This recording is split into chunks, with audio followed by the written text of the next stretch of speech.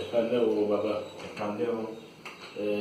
Orúkọ mi ni Olúdáre Fọlá Ayọ̀délé, President ìjọ Ọ̀rúnmìlà ní ìlú Rio de Janeiro àti São Paulo títí dé orígun mẹ́rin ní ìlú Brazil. Ẹ̀kú àbọ̀.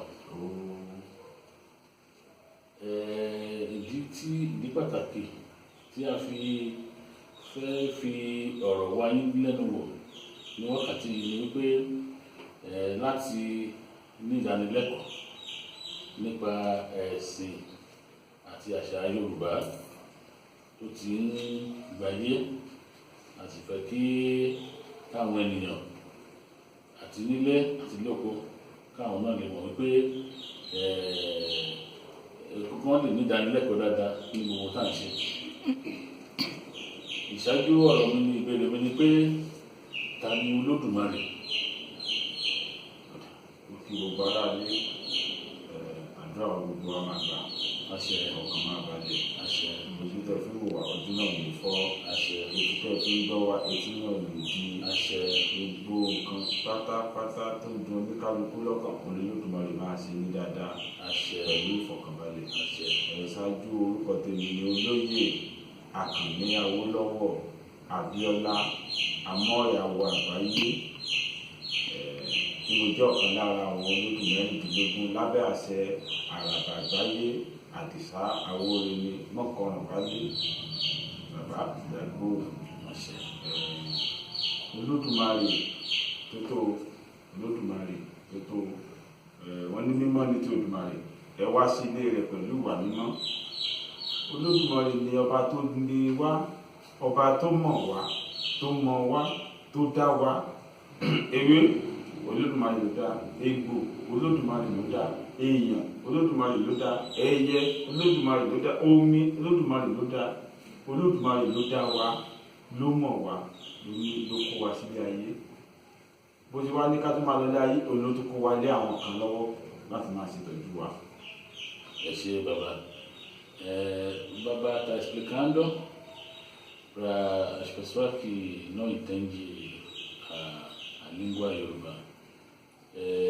Aqui, Baba Olóyè Abíọ́lá Awólọ́wọ̀ Àkànní Amọ́rẹ̀àwọ̀ Àgbáyé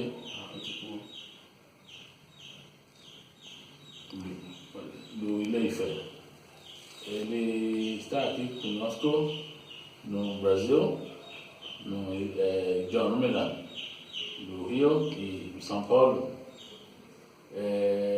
Ele está aqui agora para tirar alguma dúvida sobre a cultura e religião Yoruba. Ele está explicando quem é o Olódùmarè.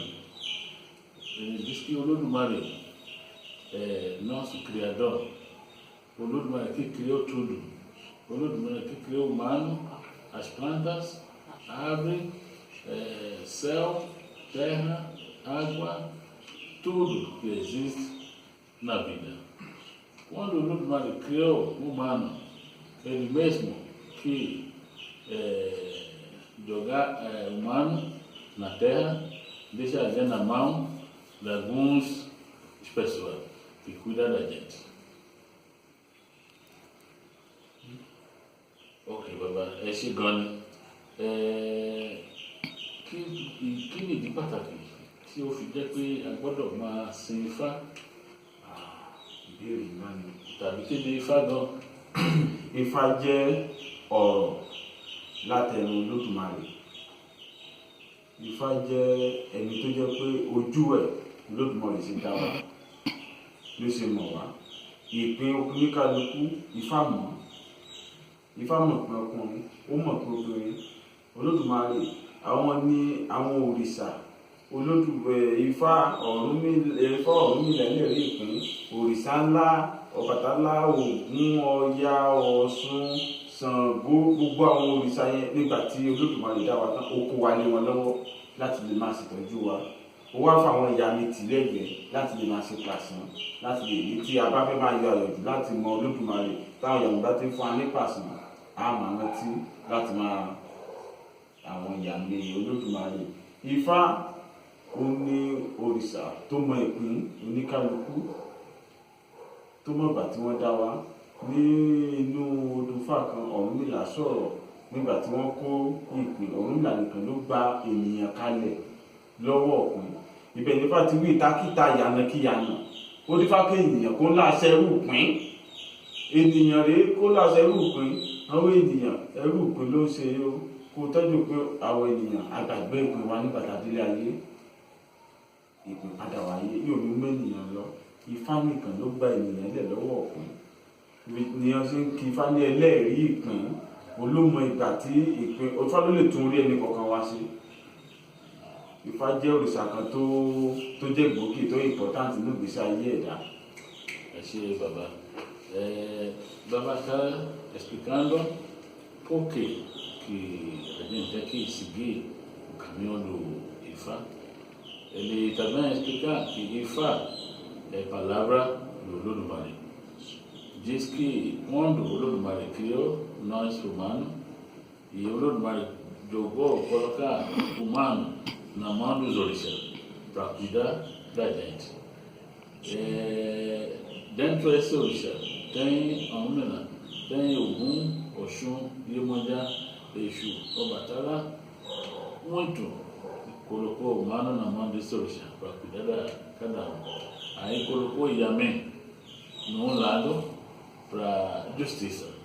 Porque quando qualquer um não faz o desejo do Olódùmarè, Exu é a polícia que vai pegar essa pessoa, aí Exu vai entregar a pessoa na mão do Yamé, que vai dar uma disciplina para essa pessoa.